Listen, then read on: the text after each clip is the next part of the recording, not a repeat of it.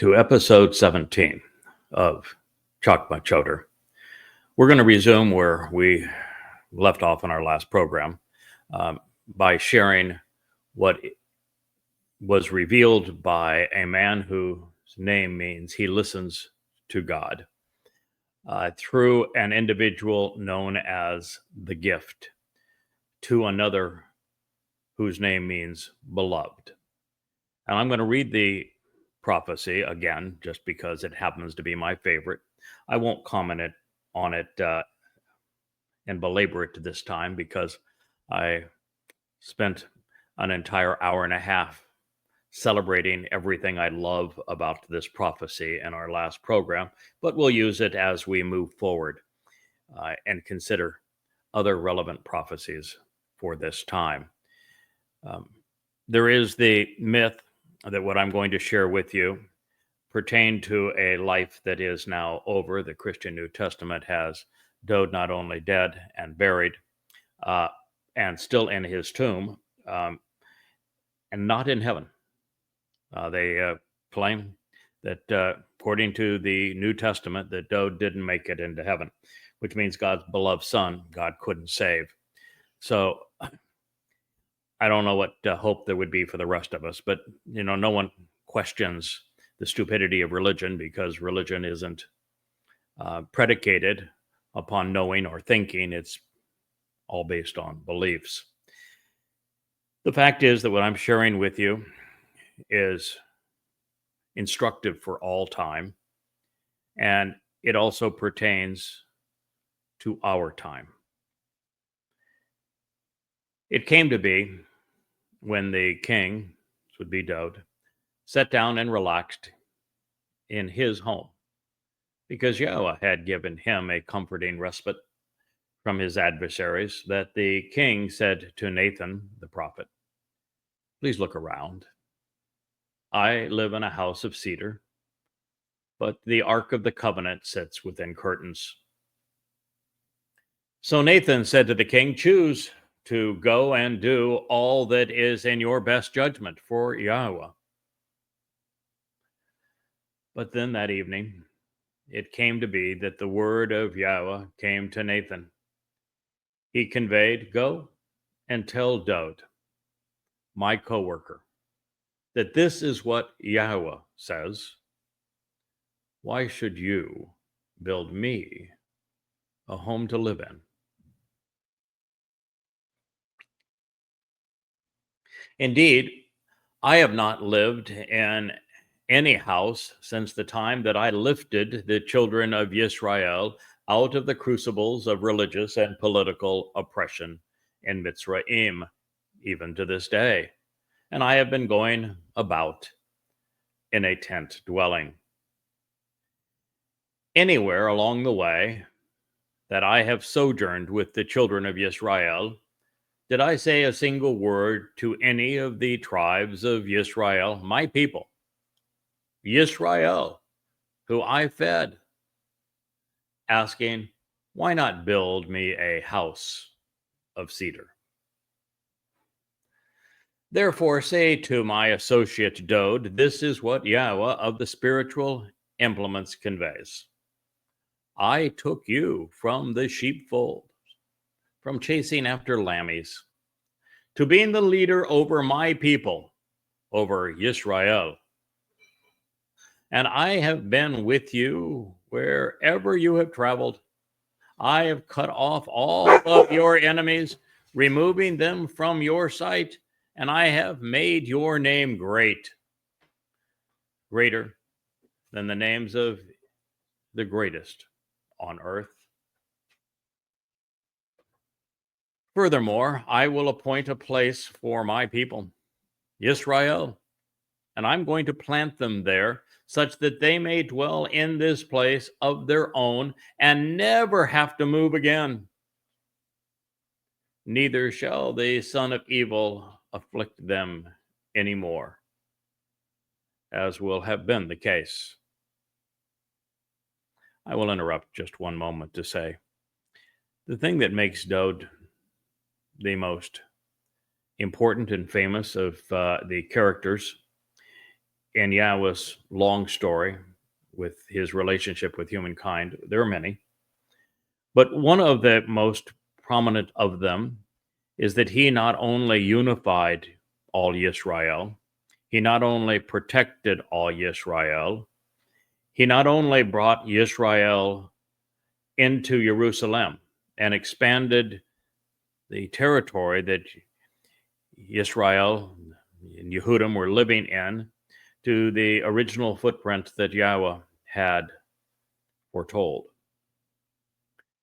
This means that they were planted at that time of this in Israel. It was even began with, I have created for you a respite from your enemies, a quiet time for you at peace.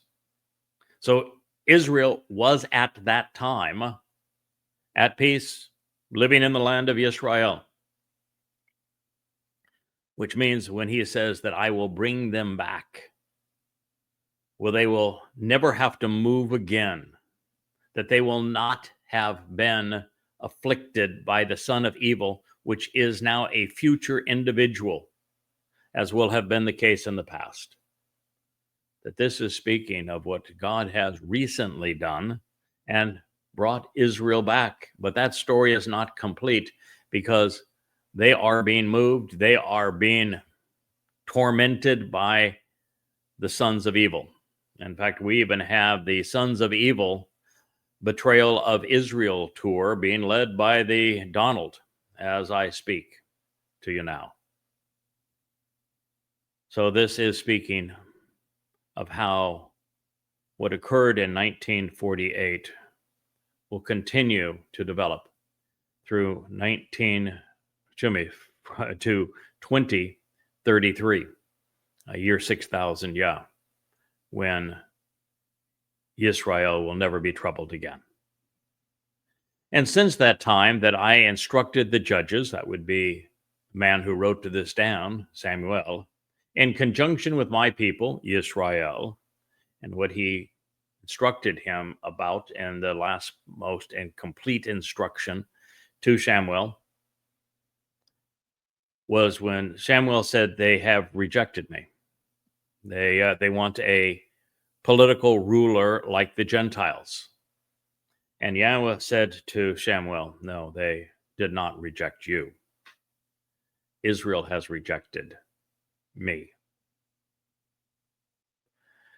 Now, this is at the time of Dod, now, after the long betrayal and rejection of Yahweh's helping hand, telling God to shut up and go away during the Exodus and constantly bemoaning every step of the way, that 400 years later, Israelis are still rejecting Yahweh. And they were actually closer to Yahweh at this time than they have been at any time since. God also told them, giving them 12 specific points, that a human governance scheme in the vein of the Gentiles, which brought religion and politics together and made the head of state also the chief warrior, commander-in-chief, like we have in the United States, and politicians speaking in the name of God. He gave a 12-point dissertation through Samuel to his people and to us as to why God despises human political schemes, government, politics. And of course, the most repeated theme throughout the Torah and prophets is God's disdain for religion. God is very different in reality than the religious portraits of him.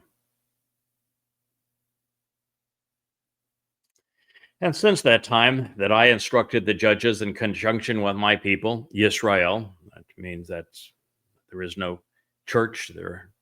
God's people are not Goyim. They're Jews, Yisrael.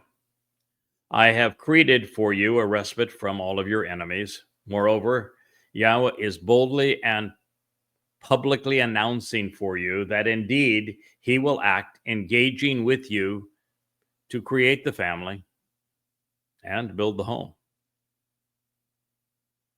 Dode would create the family when he fulfilled Pesach, Matzah, and Bekurim 1,000 years after this prophecy. And he will build Yahweh's home 3,000 years from the time this prophecy was delivered. 33 CE, 2033. When you will have laid down your life,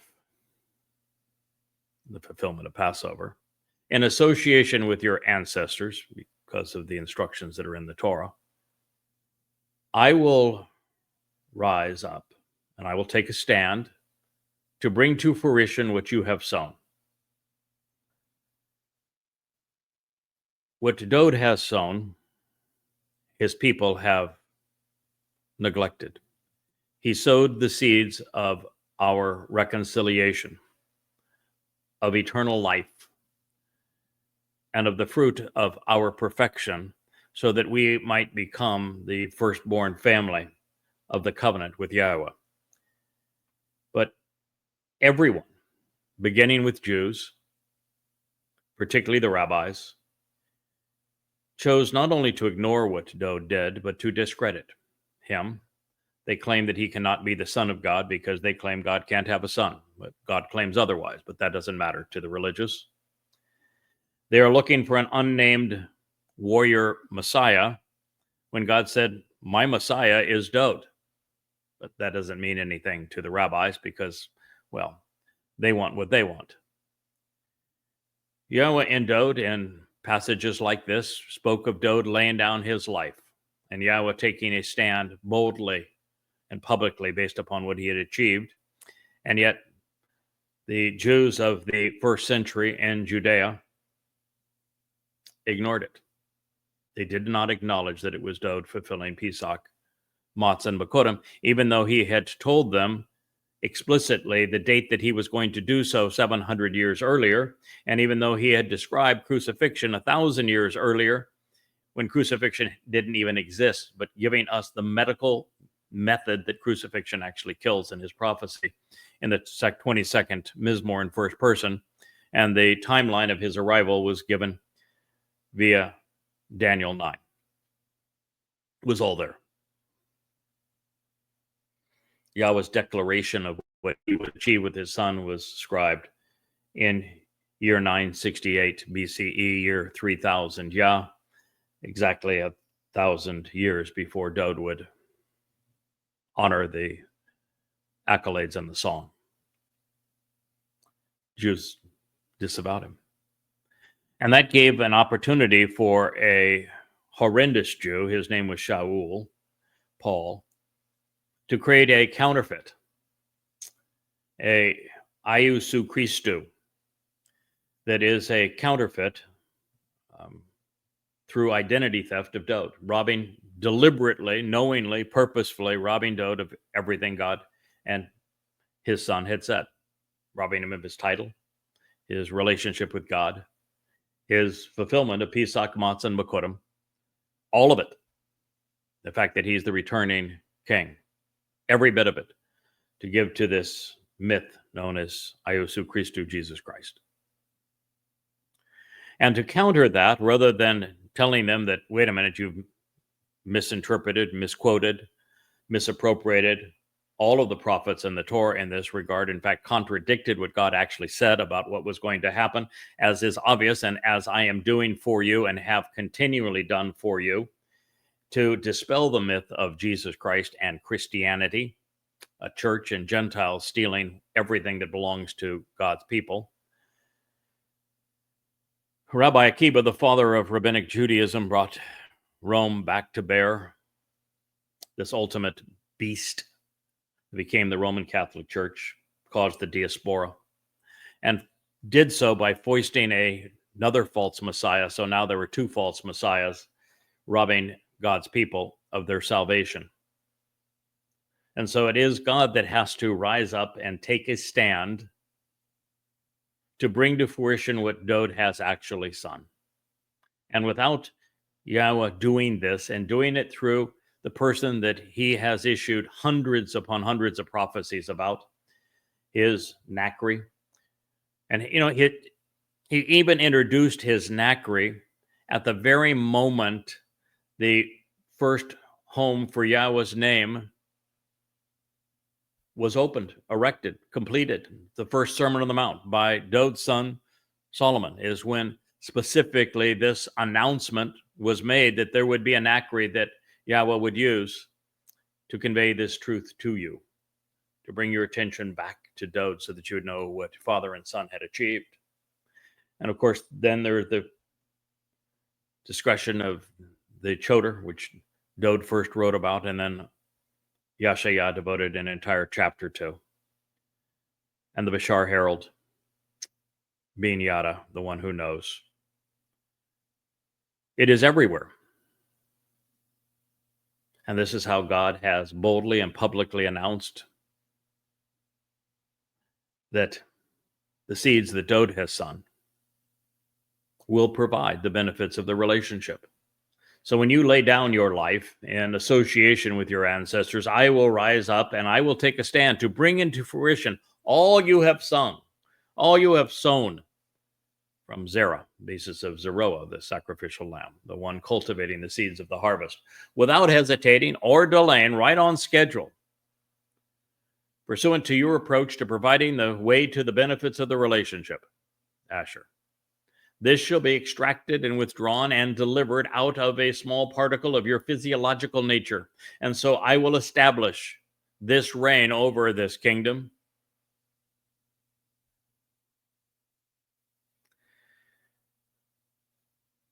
Speaking to us about his son, he himself shall reestablish and restore the home for my name, and he will establish and create the family bearing my name. And I will fashion and form the place of honor of his kingdom and sovereignty as an eternal witness forevermore. I myself will be a father for him, and he will be my son. So when that which is perverted and twisted is associated with him, read Christianity and Judaism, I will correctly reciprocate and argue on my son's behalf, deciding with him to chastise those with the scepter of this man by assaulting, so as to bring an end to the lives of the children of humankind, of Adam.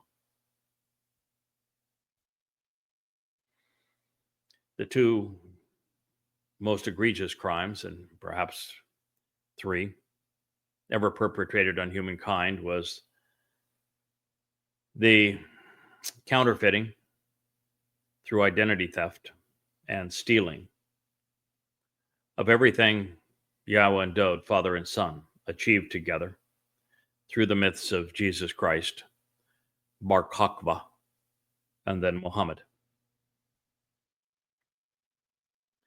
Their story was perverted and twisted.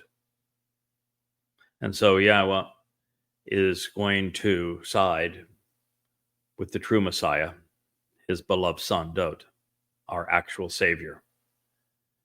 And those who have promoted this lie will die. And they will die with the scepter of this man. The scepter of this man happens to be the Choter. He is the stick of divine judgment.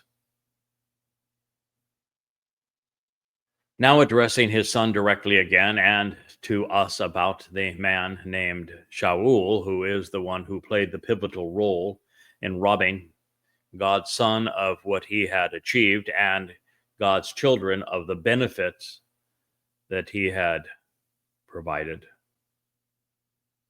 He says, "Then my steadfast love and enduring mercy shall not be taken away from him in the manner I rejected being associated with Shaul, whom to show the way to the benefits of the relationship I removed, and I will remove, abolishing before your appearance." Now, he's already had Dod laid down his life, and so he's talking about a future event, and he's saying, I'm going to remove the influence of Shaul before your appearance, which means all traces of Christianity are gone, because Shaul is the plague of death that wrote the Christian New Testament. and that conceived the myth of Jesus. Moreover, your house will remain established, verified, and true, and your kingdom and reign will exist forever as an eternal witness in association with my presence. Your throne and place of honor shall exist and be established forevermore. On my way in, I made a comment on a post that showed a soccer stadium with Jesus will continue to reign as king. And so I also, when did the myth of Jesus rob Dode of his sovereignty, of his throne and crown, and of Israel? Consistent with all of these words and everything within this revelation, Nathan correctly conveyed all of it to Dode. Why? Because it was all about Dode. So one prophecy flows into the next, all leading to the same place, Yahweh's return with his beloved Son, our Savior, on Yom Kippurim, the day of reconciliations. As with Dode, so too, to a significant extent, also with the covenant's family that he enabled. It is an honor to be invited into their company. It is an honor to serve them. And it is glorious to see that Yada Yahowah will be included in this magnificent company and actually contribute to it as well. And the crown, the symbol of sovereignty and authority, status, will continually exist, Haya, for the purpose of Chelem, restoration, to dream about and ponder the implications of renewal and restored health, of Tobiah,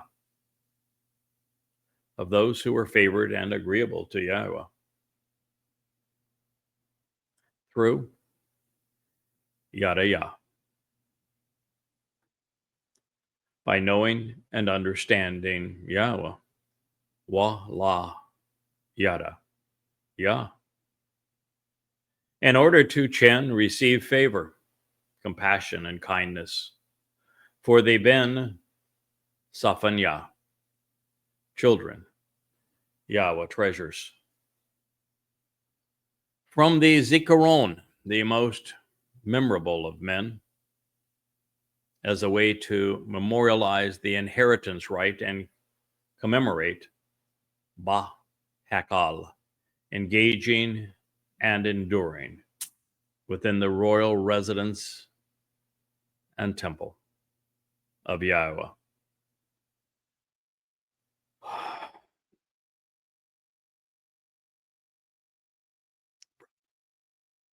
Humbly. Zechariah 6:14. As Richard knows, as he teed up this program and came in to retrieve me, we were going to do a Yahweh blog program and resume our narrative on the voice and continue with Mizmor Psalm 103 outside in our Ocean studio. But we were having some challenges with light reflection and just it's harder to film outside. And of course, there was always the threat of rain. And while we're covered there, the rain doesn't come straight down in the Virgin Islands.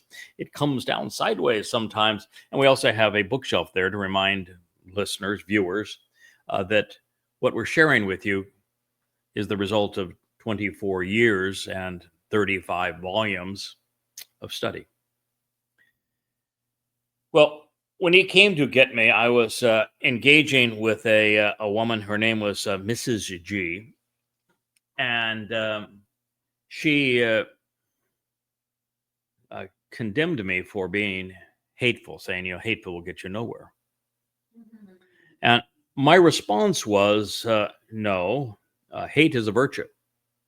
And that unless we learn to hate, knowing who, why, what, when and how to hate.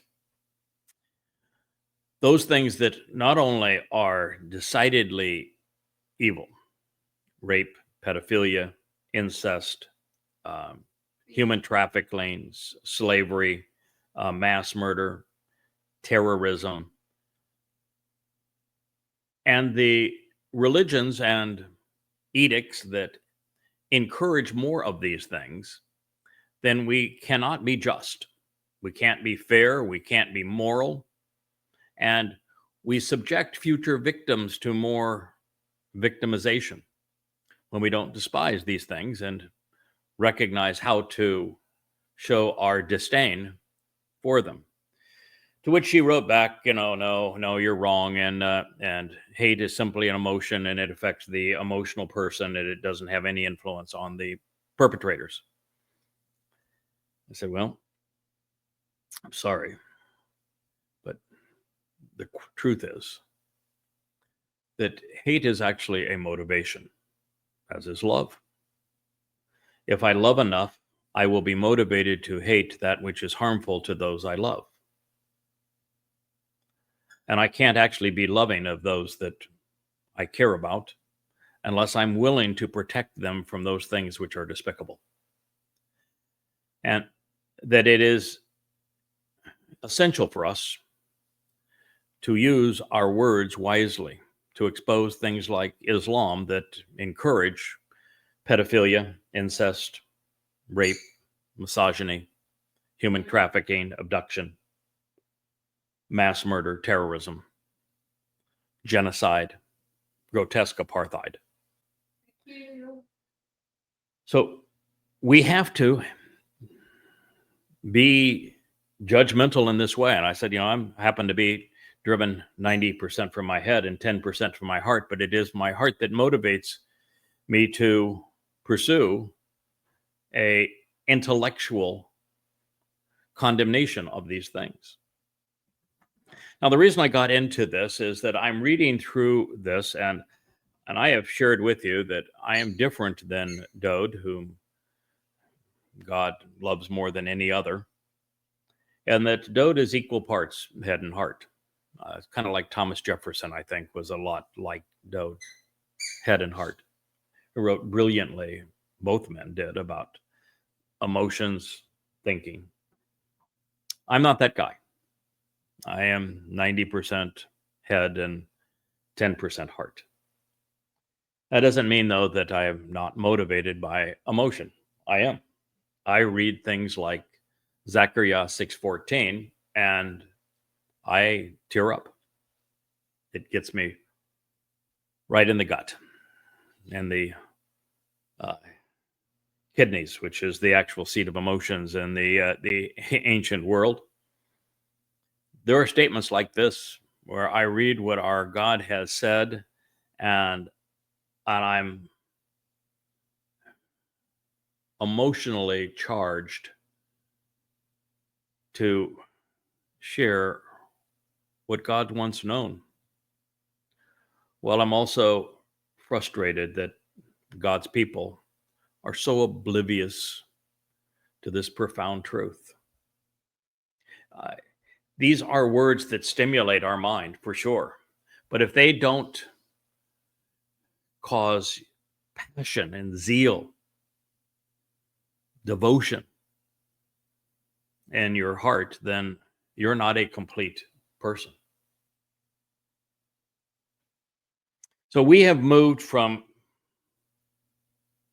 2 Samuel 7, speaking of the crown that belongs to Dode and to all that God is achieving through him, and then specifically how Yahweh is going to engage at a later time to argue against those who have deprived everyone of what the seeds that he and Dode sowed together through his participation as the Zeroah, and that it's going to make a tremendous difference, and it's going to lead to life for those who embrace the truth and death for those who continue to promote the lie.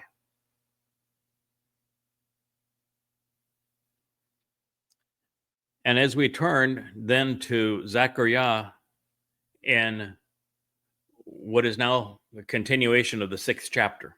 After we have just learned that there'll be these 4 chariots, that they're departing from between the 2 salient mountains in Jerusalem, between Olives and Moriah, and that the red spiritual chariot is the Adamah Parah, this bloody red man of the earth who is productive and fruitful, and he represents the man from Edom who is dressed appropriately in red that will save many.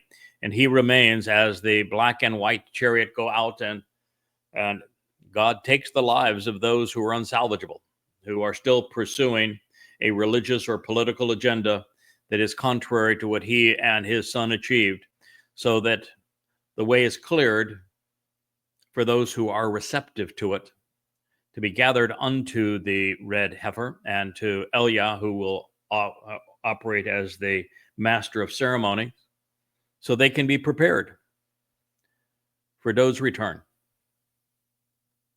And this is where we were in the midst of that brilliant oratory, where we were even told that those who return, who survive this final exodus with transport provided by Yahweh himself, that they're going to be there because of Yada Yah. And Yada Yah now is far more than the books of the Yada Yahowah series.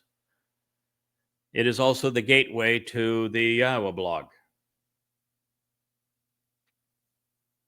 It is the scrolling banner that God lifts up, raises at this time, to not only bring his people home, but to tell them why they're there.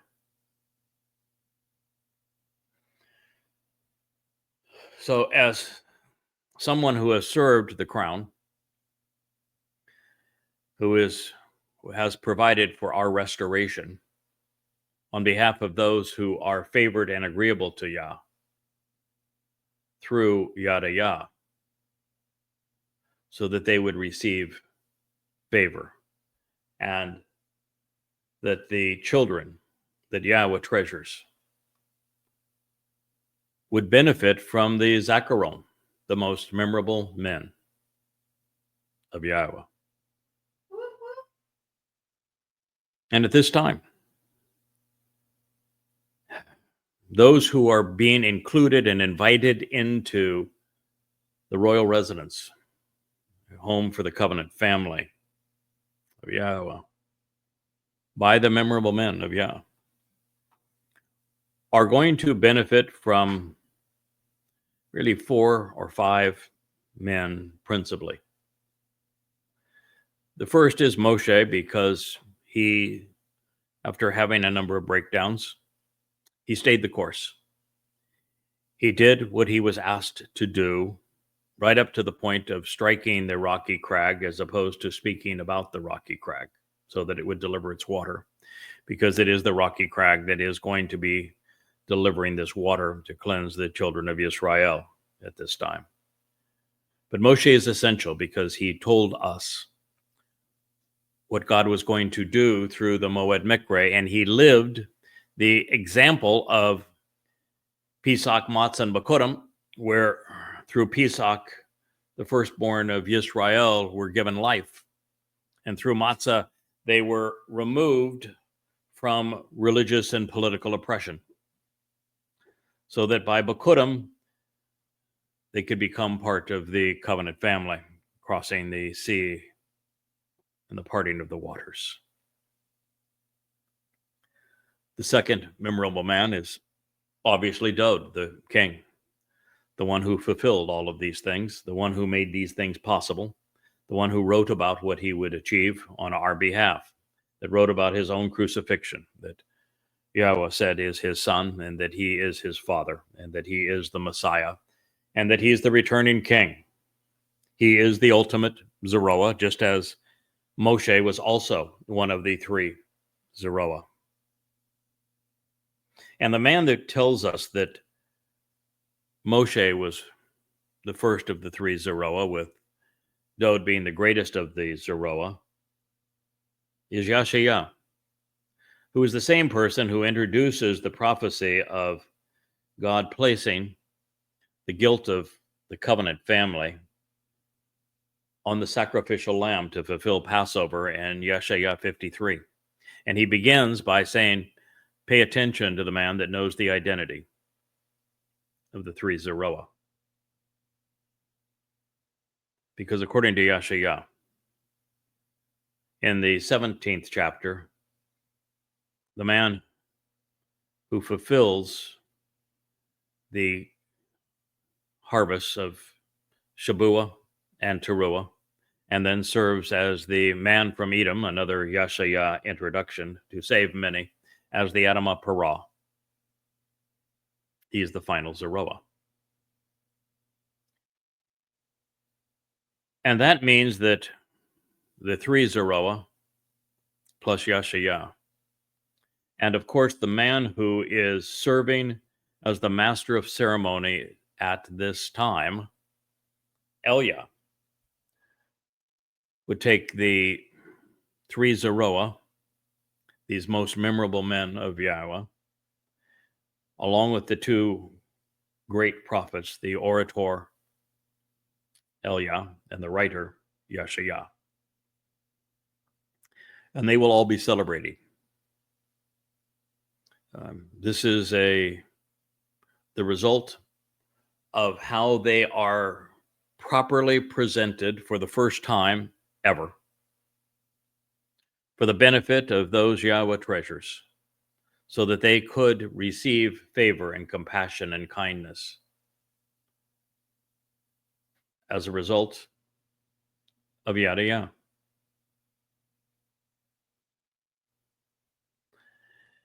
There is no other Yada Yah. I began using this title for these books 24 years ago. It is the only name that these books have been written under. Here, even the one for Twistianity, Yada Yah. It's always Yada Yah. It means to know Yahowah. And it's more than just Yada Yah to know Yahowah. Yada was my name de plume. It's the name that Yahowah has used to describe me throughout the Torah and prophets. And so Yada Yah is also the name of an individual. It's God's name for me, not just my name for the books telling the world about Yahowah.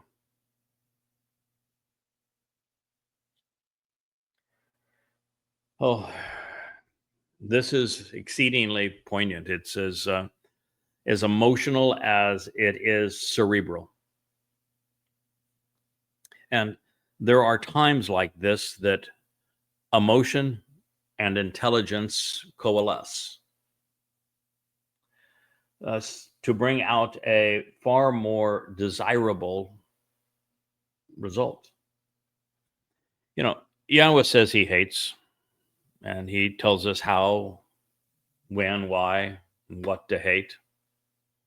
Yahowah also tells us that he loves, and he tells us what we should adore. Yahowah also says that he is jealous, that he is zealous, that he is passionate. These are all emotions. God is overwhelmingly the greatest intellect in the universe. And yet he too has emotions. And those emotions are appropriate because he hates what we should hate, because it is bad for us. And he loves what we should love. And it was through a man named Beloved that God will allow us to build and place a crown upon his head, which will continually exist as we revere and respect our King. And the crown will continually exist. Haya will always be for the purpose of Chelem, restoration. It's one of the things that is missed about Dowd, because his accolades and achievements were robbed both by Christianity, Paul, and Judaism, Akiba. That Paul's myth robs Dode's reality of restoration. That's does it keep us. Dode's second of three lives, which he wrote profusely about in his first of three lives, was for the express purpose of shalem, restoration, to ponder about the implications of a renewed and restored relationship with God. That's why he did it. So our relationship would be reconciled. Why do you think he is returning on the day of reconciliations? And of course, this is for those who are Tobiah, favored and agreeable to Yahowah. This is one of, again, the things that is screwed up by religion. Christianity wants to believe that you come by faith to your salvation, and that it doesn't even matter if you know God. It doesn't matter if you know anything about him. It doesn't matter who you are, where you came from, what you believe. So long as you believe, God will save you, even if you have no clue who he is and would be wholly disagreeable in his family. And in Judaism, it's all about obeying the rabbis, excluding Yahowah from your lives. But in reality, it is Yahowah who chose Abraham and Sarah. It is Yahowah who chose Noach before them. It is Yahowah who chose Moshe. It is Yahowah who chose Dod, Yirmiah, Yashaya, Zechariah, and Yada. Yahowah chooses who he wishes to favor, who he deems are agreeable, pleasant around him. And so the purpose of restoration is for those who are favored and agreeable to Yahowah. And you become that way by Yada Yah. Heretofore, for the 2,500 years at least from Malachi, the last of the prophets, to today, there has been no way for anyone to be favored and agreeable to Yahowah, no means to restoration. Oh, sure, it was there, it was available, it was written, but no one paid any attention to it. No one understood it. No one explained it. No one put the whole picture together and say, here it is. This is what God says.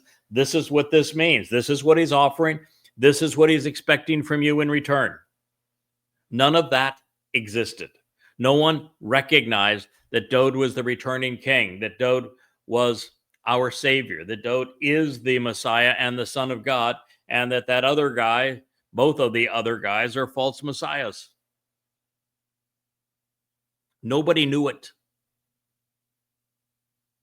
And so there was, other than to do what I did, no way to find restoration, no way to be favored and agreeable to God. That changed with the publishing and presentation online of Yada Yah. It changes now as we have begun the Yahowah blog. Now you're in a position to know and understand Yahowah.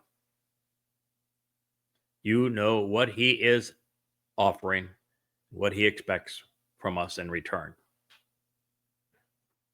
And this is also that you can receive favor. And it's for the children Yahowah treasures.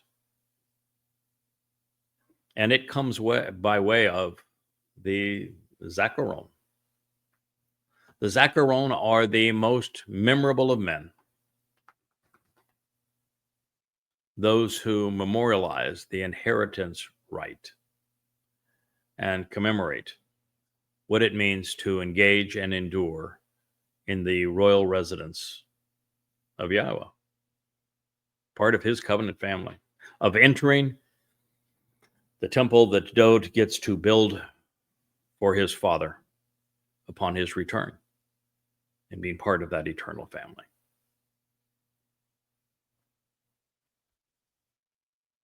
It's just as good as it gets, folks.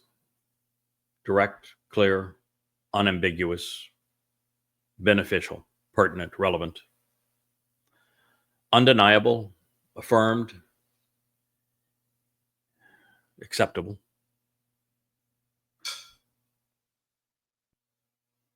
So in the previous presentation, where God mentioned directly Yada Yah, the source of the YAHOWAH blog and of the books that you see behind me here, it came by way of the Debar word of Yahowah in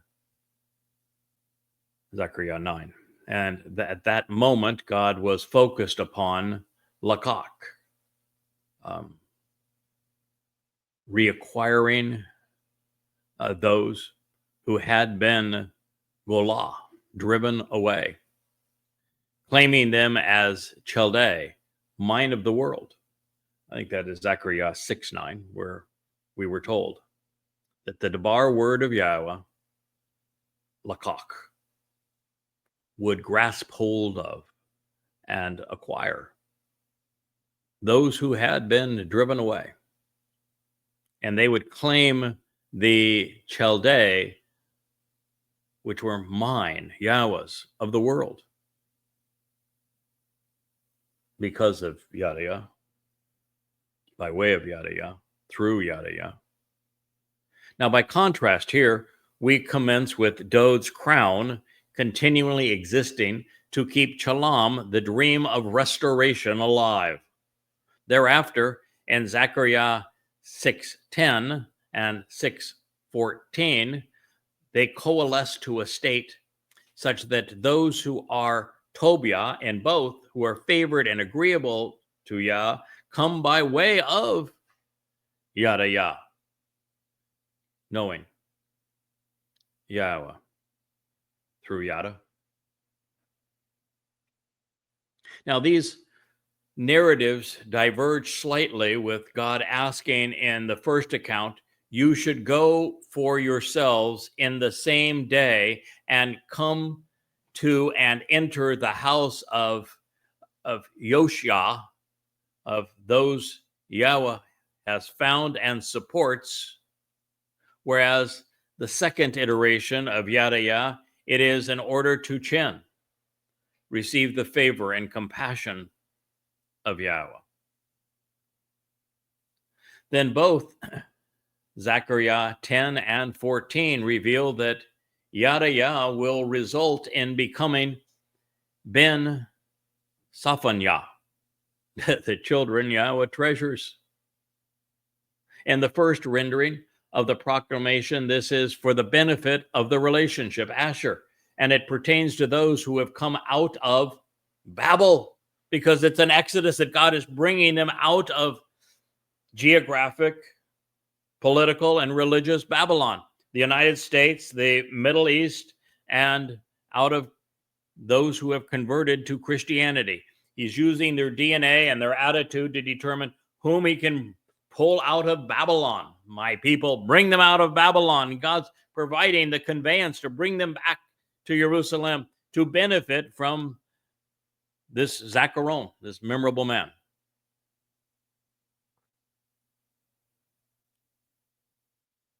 However, now that Dowd has arrived, we find that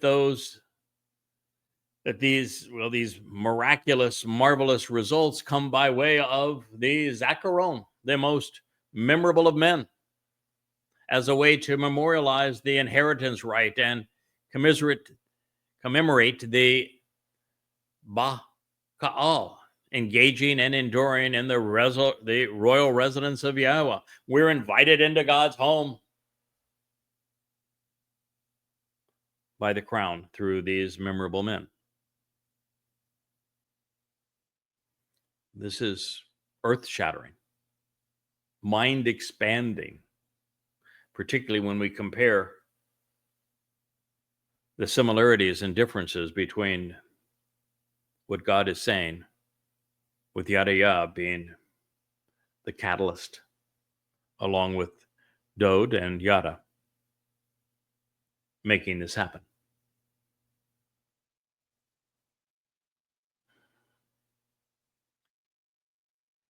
When I read things like that, when I share things like this with you, I do get this giant sucking sensation that it's, oh my God, that's a lot of responsibility. You're asking so much of a feeble man, of an old man, an inadequate man.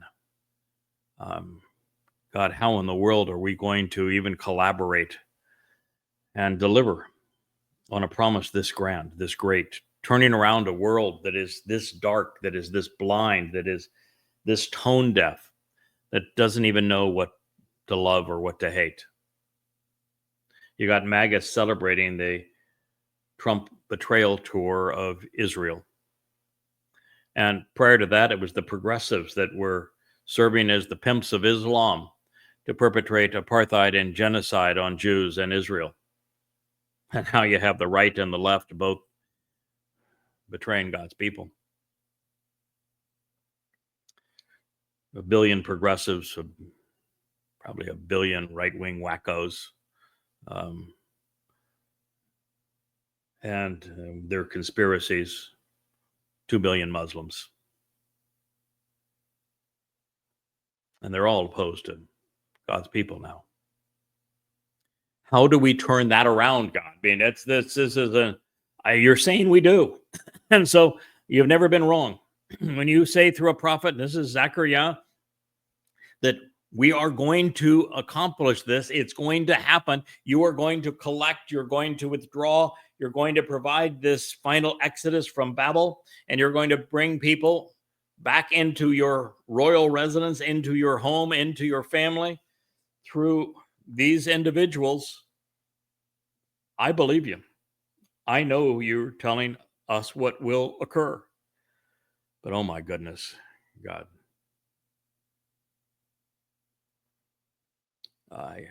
I'm sure you've looked around and know what we're up against.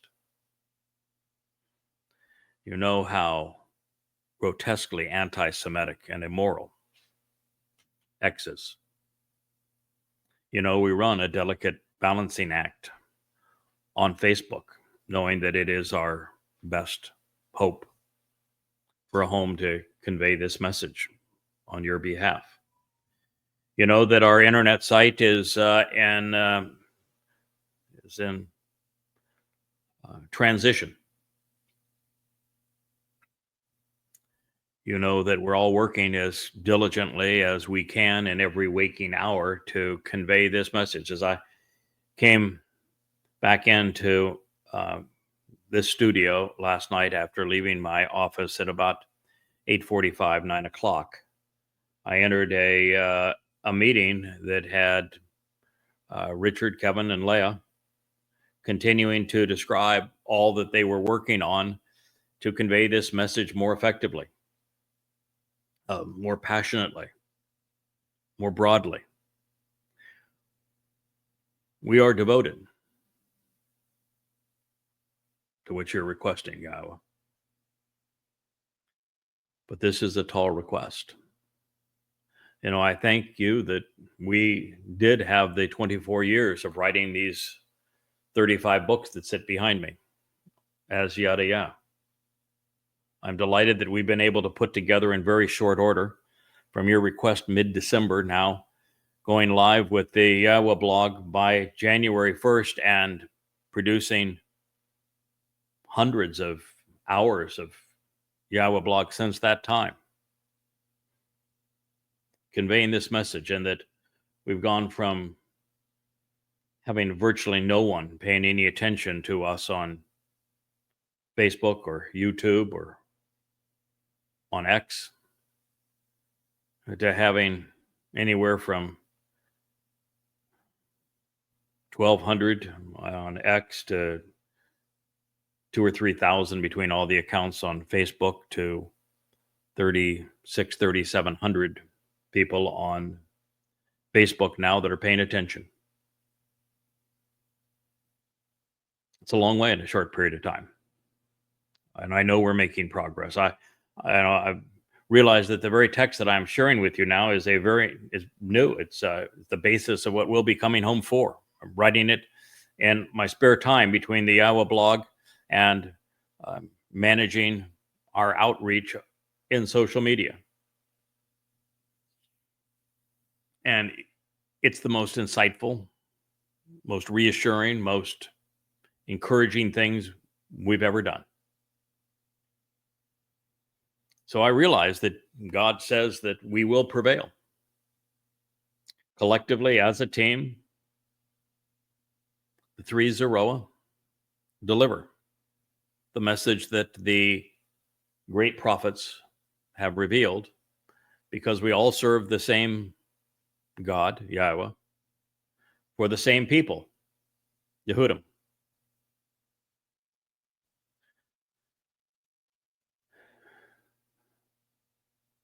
But folks, if we're going to prevail at the level that Yahweh deserves, we're going to need Yehudim in Israel.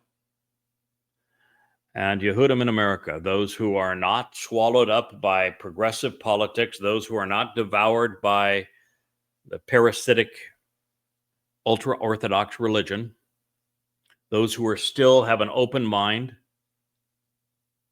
those who are willing to invest the time to go against the popular path and embrace Yahweh by name, his son, by reputation and achievements, and pursue these harvests.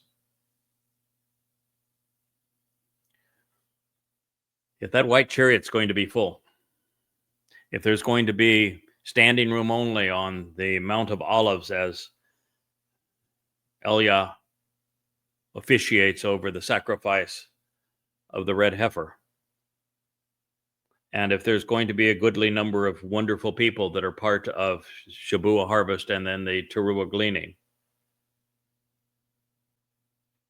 we'll need your help.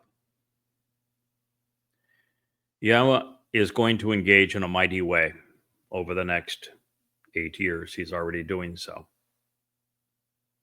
And he will gradually increase his visibility through us over this time. And he will achieve the desired result through us. But I can tell you, we're all going to be happier if more of us contribute. If more people care about the truth and hate the lie. If more people are willing to go where God's words lead, even though they lead to a place that is exceedingly anti-religious and anti-political and therefore unpopular, we can fill Yahweh's royal residence to capacity. There can be many more who come out of Babylon, whom Yahweh treasures, who will receive his favor and compassion, because they have Yada Yah.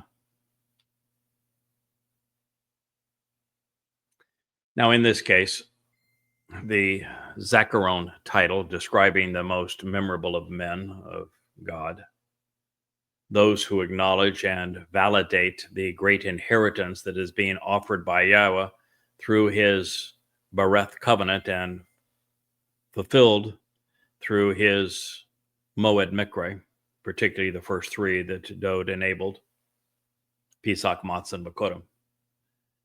They serve as the catalyst between Ben, Zephaniah, the children of Yahweh, that he treasures, and Bahakal, those engaging and enduring within the royal residence of Yahweh.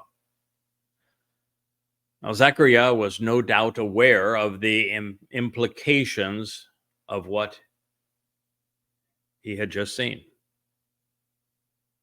He would have drawn the same connections that we have derived, and he would have smiled in appreciation of being afforded the opportunity to share this with some 2,600 years of Israelites and Yehudim and even Goyim who could benefit from this message as it would transpire over the last 32 years as God's name was reintroduced to his people. His son would become known again to them. The path to reconciliation would be cleared of its obstacles. So I will read this next statement and we'll conclude this program and recommence in our next. So those who are currently alienated and distant, they'll come, they will return, they will be included, and they will help build the royal residence and temple for engaging and enduring in the home of Yahowah. This is as we were told earlier, that while Dowd is being given the responsibility of building it, like father, like son, like king, like herald, like team. We are all eager to delegate and to work collaboratively, because the more hands who contribute, the more that is achieved, the greater the joy. And so what this is saying is that there will be many of us upon Dowd's return with Yahowah who will contribute to building the royal residence, the temple of Yahowah, that God has offered to his son the opportunity to recreate. And we will join him. It will be even a greater distinction for us than building, creating, and bestowing Dowd his eternal crown. Again, something that is equal parts head and heart. So those who are currently alienated and distant, and that would speak of 99.999% of Yisrael and Yehudim, they're going to come. They're going to return. God says you are going to listen. Why not listen now as opposed to put it off to the end if you've had to endure the time of Jacob's troubles? Listen now. How many lives can you save, including those you love, your parents, your children, your best friends, your siblings, your country,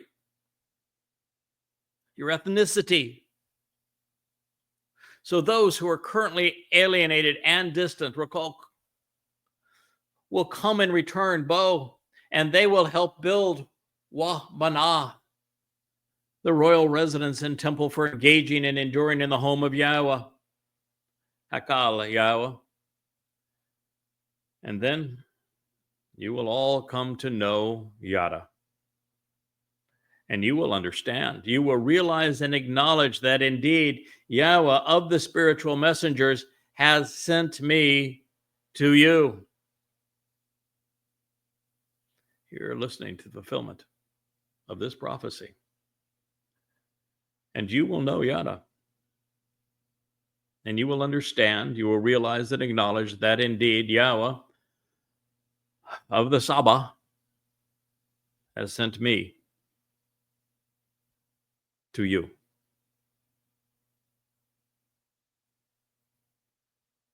And this will ultimately occur if and when you consistently and actually listen to the cold voice of Yahowah your God. Zechariah, remember Yahowah, and memorable men of Yah, Zechariah 6:15. Pause now and contemplate what you've just heard.